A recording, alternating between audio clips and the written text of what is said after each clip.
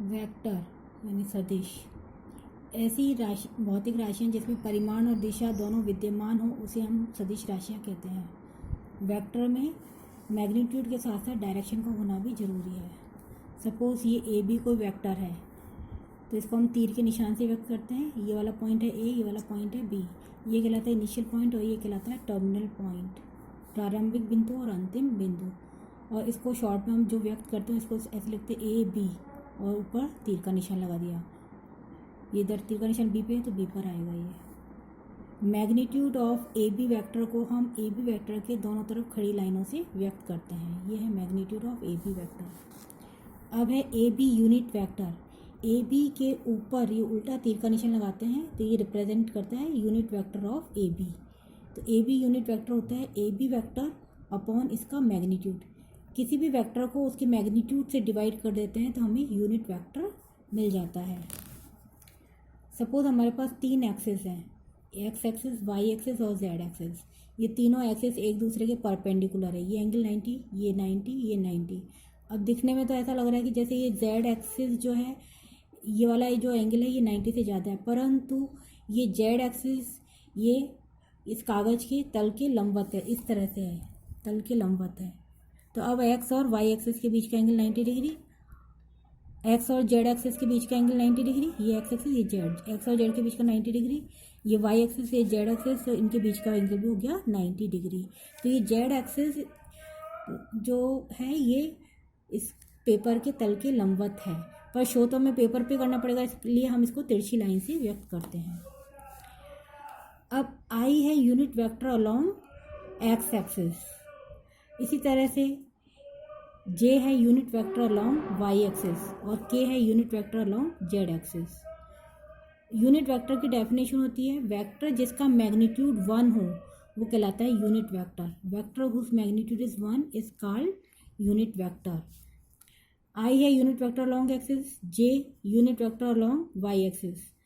तो आई को हमें यूनिट ऊपर उल्टे तीर के निशान से व्यक्त करना चाहिए, परंतु ये हमारा स्टैंडर्ड यूनिट वेक्टर है। अगर हम तीर का निशान नहीं भी लगाए तो ये अंडरस्टूड है कि आई ये यूनिट वेक्टर है अलोंग एक्स एक्सिस।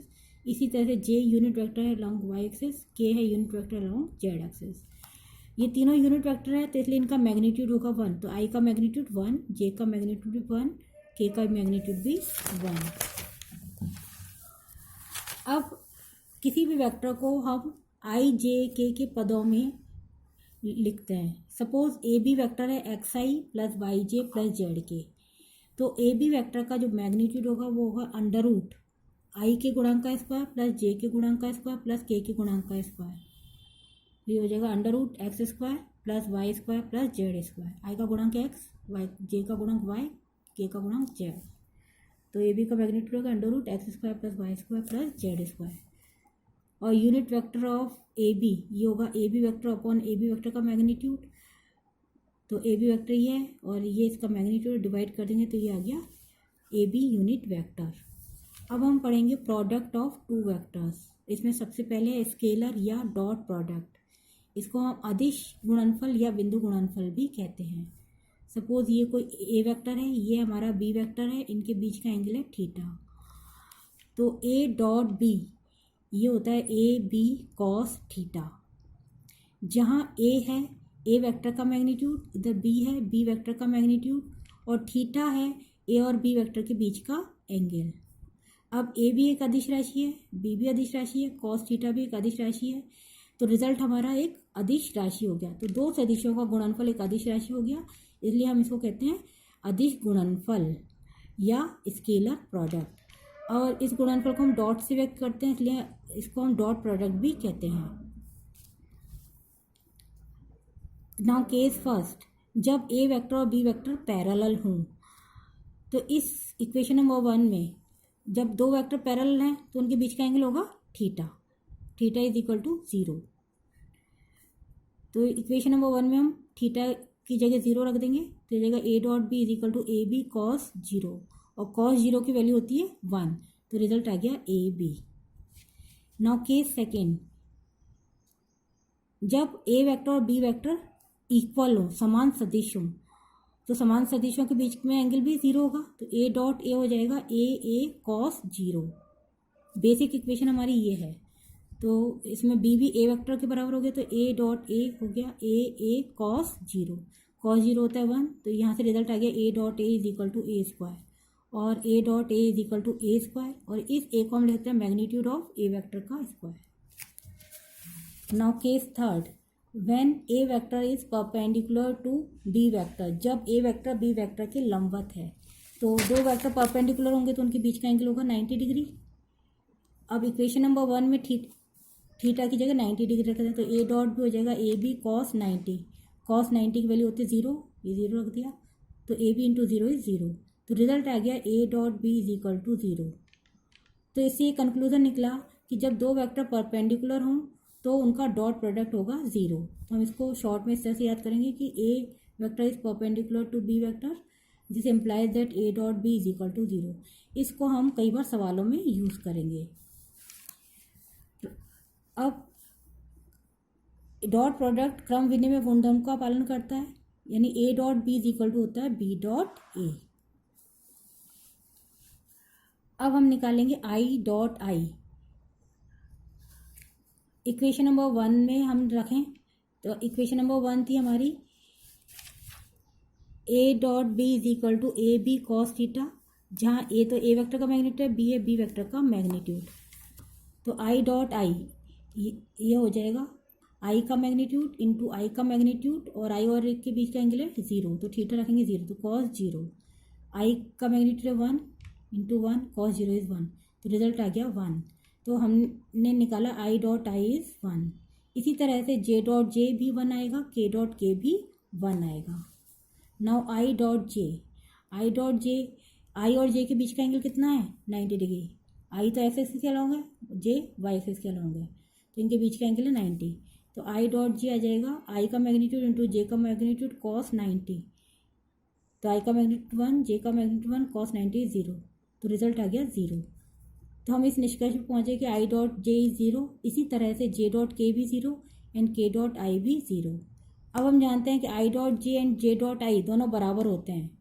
क्यों? क्योंकि ए डॉट बी और बी डॉट ए बराबर होते हैं। तो आई डॉट जे 0 है तो जे डॉट आई भी 0 हो जाएगा, जे डॉट के 0 है तो के डॉट जे भी 0 हो जाएगा, के डॉट आई 0 है तो आई डॉट के भी 0 हो जाएगा। अब यदि ए वेक्टर हमें दे रखा है a1i plus a2j plus a3 के, बी वेक्टर हमें ये दे रखा है b1i plus b2j plus b3 के। अब हम ए डॉट भी निकालें, तो ए की वैल्यू रख दी, बी की वैल्यू रख दी।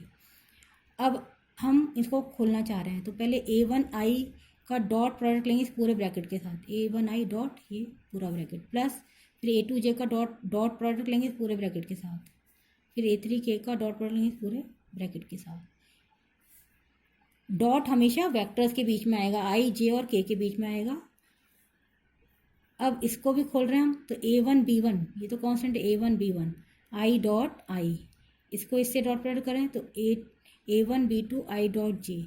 इसी तरह से इसको खोलेंगे तो ये इन सबको खोलेंगे तो ये इस तरह से आ जाएगा। अब हम जानते हैं कि आई डॉट जे 0 होता है, आई डॉट के भी 0 होता है, जे डॉट आई भी 0 होता है, जे डॉट के भी 0 होता है, के डॉट आई भी 0 होता है, के डॉट जे भी 0 होता है। तो सिर्फ जो टर्म बचेंगी वो आई डॉट आई, जे डॉट जे और के डॉट के की बचेंगी, बाकी सब 0 हो जाएंगी। तो बचेगा सिर्फ a1 b1 आई डॉट आई, a2 b2 J dot J, a3 b3 के डॉट के, और बाकी सब 0 हो जाएंगे। तो a डॉट बी ये आ गया। अब आई डॉट आई होता है 1, जे डॉट जे 1, के डॉट के 1, तो a डॉट भी हो गया a1 b1 a2 b2 plus a3 b3। तो हम ये वाली जब डॉट प्रोडक्ट करेंगे तो ये पूरा स्टेप नहीं करके हम डायरेक्ट इस स्टेप पर आएंगे कि हम आई और आई को मल्टीप्लाई करेंगे, जे और जे को करेंगे, के और के को करेंगे। Now angle between two vectors. अब हम जानते हैं कि ए डॉट बी होता है ए बी कॉस थीटा, तो यहाँ इसको सिंप्लीफाई करें तो कॉस थीटा हो जाएगा A dot B upon A B. और ए क्या है? ए वेक्टर का मैग्नीट्यूड, बी है बी वेक्टर का मैग्नीट्यूड। नाउ क्वेश्चन नंबर 1, यदि सदिश ए आई माइनस 2j प्लस 3k तथा 3i प्लस 6j माइनस 5 के परस्पर लंबवत हो तो a का मान ज्ञात कीजिए। तो ये दो वेक्टर हैं, तो इसको तो मान लिया हमने a, इसको मान लिया b। अब हम जानते हैं कि a vector is perpendicular to b vector है, तो उनका डॉट प्रोडक्ट 0 होना चाहिए, a dot b must be equal to 0। इसको हम यूज़ करेंगे। तो ए वेक्टर की वैल्यू रख दी, बी की रख दी, इनका डॉट प्रोडक्ट लेना। इन दोनों का डॉट प्रोडक्ट निकालते समय हम आई और आई को करेंगे, तो आई और आई को करें तो ये आ जाएगा 3a आई डॉट आई। फिर जे और जे को करें तो जाएगा -12 जे डॉट जे। के और के को गुणा करें तो -15 के डॉट के। आई डॉट आई 1, जे डॉट जे 1, के डॉट के 1, तो ये आ जाएगा 3a - 27 इज इक्वल टू 0। तो इससे ए की वैल्यू आ जाएगी 9। इसी तरह से क्वेश्चन नंबर 2 है, यदि सदिश 7i + 2j + k तथा 2i - 4j + 3k का अदिश गुणनफल ज्ञात कीजिए। इन दोनों सदिशों का अदिश गुणनफल ज्ञात करना है और इनके बीच के कोण का कोसाइन भी निकालना है, तो यानी ए डॉट भी निकालना है, कॉस थीटा निकालना है। तो सबसे पहले हमने इस वेक्टर को मान लिया ए, इस वेक्टर को मान लिया b. Now a dot b, a और बी की वैल्यू रखी।